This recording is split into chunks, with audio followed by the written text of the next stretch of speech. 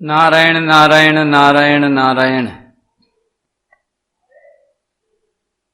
मदन मोहन मालवीय जी के द्वारा श्रीमद् भागवत की महिमा का वर्णन।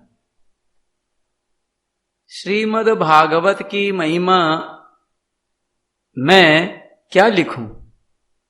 उसके आदि के 3 श्लोकों में जो महिमा कह दी गई है उसके बराबर कौन कह सकता है? उन 3 श्लोकों को कितनी ही बार पढ़ चुकने पर भी जब उनका स्मरण होता है मन में अद्भुत भाव उदित होते हैं। कोई अनुवाद उन श्लोकों की गंभीरता और मधुरता को पा नहीं सकता। उन 3 श्लोकों से मन को निर्मल करके फिर इस प्रकार भगवान का ध्यान कीजिए। ध्यायतश्चरणाम्भोजम् भाव निर्जित चेतसा औत्कंठ्याश्रु कलाक्षस्य हृदयासीन में शनैः हरिः प्रेमाति भर निर्भिन्न पुलकांगोति निर्वृतः आनंद संप्लवे लीनो नापश्यमुभयं मुने रूपं भगवतो यत्तन् मनः कान्तं शुचापहम् अपश्यन् सहसोत्तस्थे वैक्लव्याद् दुर्मना इव। मुझको श्रीमद् भागवत में अत्यंत प्रेम है। मेरा विश्वास और अनुभव है कि इसके पढ़ने और सुनने से मनुष्य को ईश्वर का सच्चा ज्ञान प्राप्त होता है और उनके चरण कमलों में अचल भक्ति होती है। इसके पढ़ने से मनुष्य को दृढ़ निश्चय हो जाता है कि इस संसार को रचने और पालन करने वाली कोई सर्वव्यापक शक्ति है। एक अनंत त्रिकाल सच चेतन शक्ति दिखात सिरजत पालत हरत जग महिमा बरनी न जात।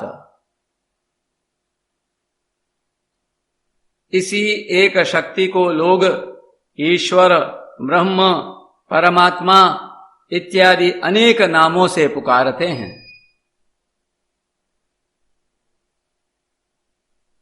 भागवत के पहले ही श्लोक में वेदव्यास जी ने ईश्वर के स्वरूप का वर्णन किया है कि जिससे इस संसार की सृष्टि, पालन और संहार होते हैं, जो त्रिकाल में सत्य है,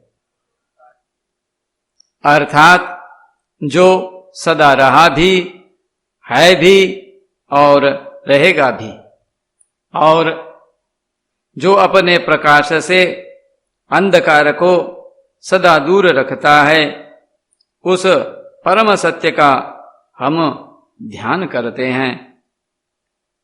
उसी स्थान में श्रीमद् भागवत का स्वरूप भी इस प्रकार से संक्षेप में वर्णित है कि इस भागवत में जो दूसरों की बढ़ती देखकर डाह नहीं करते, ऐसे साधु जनों का सब प्रकार के स्वार्थ से रहित परम धर्म और वह जानने के योग्य ज्ञान वर्णित है, जो वास्तव में सब कल्याण का देने वाला और आदि भौतिक, आदि दैविक और आध्यात्मिक इन 3 प्रकार के तापों को मिटाने वाला है।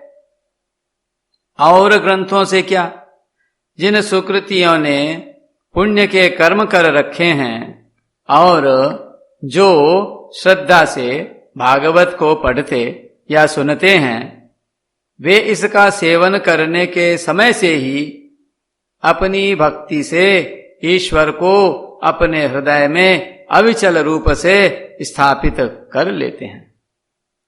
ईश्वर का ज्ञान और उनमें भक्ति का परम साधन, ये दो पदार्थ जब किसी प्राणी को प्राप्त हो गए तो कौन सा पदार्थ रह गया जिसके लिए मनुष्य कामना करे।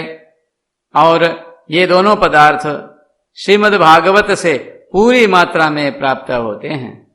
इसीलिए यह पवित्र ग्रंथ मनुष्य मात्र का उपकारी है।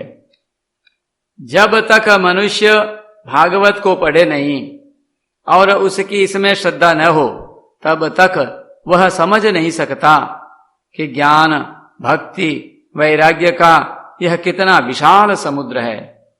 भागवत के पढ़ने से उसको यह विमल ज्ञान हो जाता है कि एक ही परमात्मा प्राणी प्राणी में बैठा हुआ है। और जब उसको यह ज्ञान हो जाता है तब वह अधर्म करने का मन नहीं करता, क्योंकि दूसरों को चोट पहुंचाना अपने को चोट पहुंचाने के समान हो जाता है। इसका ज्ञान होने से मनुष्य सत्य धर्म में स्थिर हो जाता है, स्वभाव ही से दया धर्म का पालन करने लगता है और किसी अहिंसक प्राणी के ऊपर वार करने की इच्छा नहीं करता। मनुष्यों में परस्पर प्रेम और प्राणी मात्र के प्रति दया का भाव स्थापित करने के लिए इससे बढ़कर कोई साधन नहीं।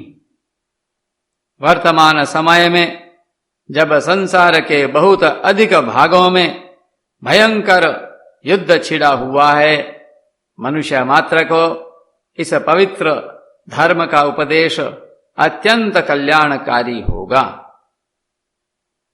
जो भगवत भक्त हैं और श्रीमद् भागवत के महत्व को जानते हैं, उनका यह कर्तव्य है कि मनुष्य के लोक और परलोक दोनों के बनाने वाले इस पवित्र ग्रंथ का सब देशों की भाषाओं में अनुवाद कर इसका प्रचार करें।